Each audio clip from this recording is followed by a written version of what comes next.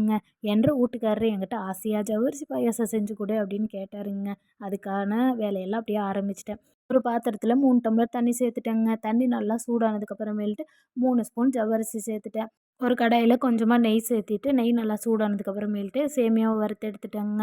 மறுபடியும் அதே கடாயில் கொஞ்சமாக நெய் சேர்த்துட்டு முந்திரி திராட்சை ரெண்டையுமே சேர்த்து நல்லா வறுத்து தனியாக எடுத்து வச்சுட்டேங்க.